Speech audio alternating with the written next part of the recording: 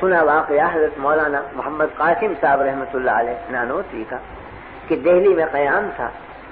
تو حضرت کے خدام میں تھے وہاں چند حضرات مقیم، ایک تو حضرت شیخ الہند مولانا محمود حسن صاحب موجود تھے، دوسرے شاگرد مولانا احمد حسن صاحب محدث امروہی وہ بھی وہاں موجود تھے، حاجی امیر شاہ خان صاحب مرحوم وہ بھی حضرت کے خدام میں تھے، وہ بھی موجود تھے۔ تو مولانا احمد حسن صاحب مرحوم نے اپنے ہمجولیوں میں بیٹھ کر یہ فرمایا کہ بھائی دلی میں لال کنویں کی مسجد کے جو امام ہیں ان کی قرأت بہت اچھی ہے، تو چلو کل صبح کی نماز ان کے پیچھے پڑھیں گے، قرآن شریف بہت اچھا پڑھو۔ تو شیخ الہند رحمۃ اللہ علیہ نے غصے میں فرمایا کہ تمہیں شرم نہیں آتی بغیرت، وہ ہمارے حضرت نانوتوی کی تکفیر کرتا ہے وہ امام، ہم اس کے پیچھے نماز پڑھیں گے؟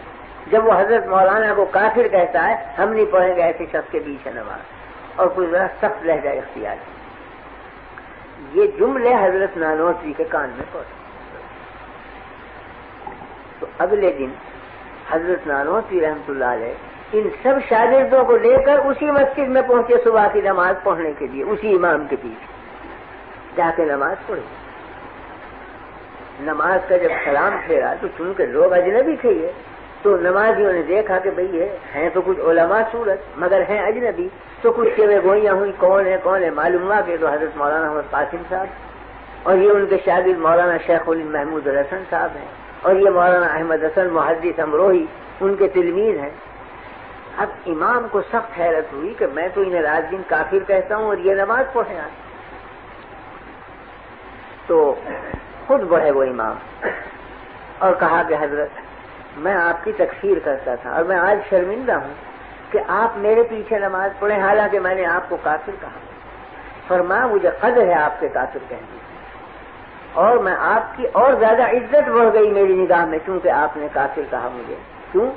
اس واسطے کہ آپ کو یہ روایت پہنچی کہ میں توہین کرتا ہوں رسول اللہ صلی اللہ علیہ وسلم کی، تو آپ کی غیرت ایمانی کا یہی تقاضا تھا کہ آپ مجھے کافر کہیں۔ ہاں البتہ شکایت اتنی ہے کہ وہ روایت غلط پہنچی، روایت کی تحقیق کر لینی چاہیے تھی کہ میں نے کی بھی ہے توہین یا نہیں، لیکن بہرحال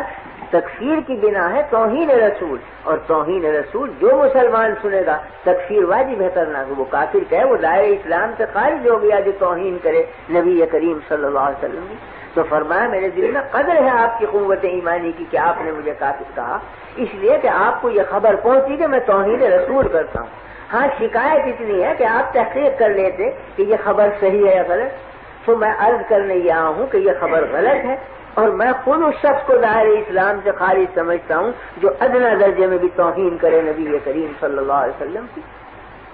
اور اگر آپ کو یقین نہ آئے اور آپ سمجھتے ہیں میں کافر ہوں، میں اب آپ کے ہاتھ پر اسلام قبول کرتا ہوں، اشہد ان لا الہ الا اللہ و اشہد ان محمد رسول اللہ۔ وہ امام قدموں میں گرا، بچھا جاتا ہے بیچارہ،